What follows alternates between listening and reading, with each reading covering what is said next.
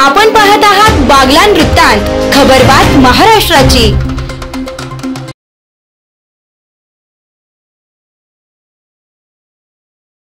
बागलाण तालुक्यातील मानूर येथील शासकीय माध्यमिक आश्रम शाळेत जागतिक आदिवासी दिन मोठ्या उत्साहात साजरा करण्यात आलाय। यावेळी प्रथम संबळाच्या तालावर गावात प्रभात फेरी काढण्यात आली आणि त्यावरती विद्यार्थ्यांसह शिक्षक, कर्मचारी व गावकरी यांनी नाचण्याचा आनंद घेतला।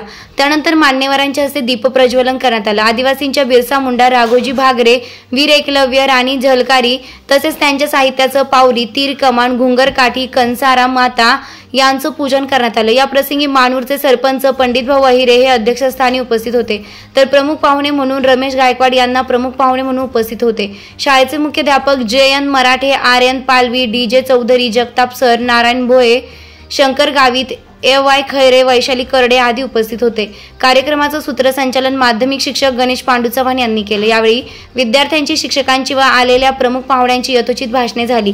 त्यानंतर सांस्कृतिक कार्यक्रमास सुरुवात झाली।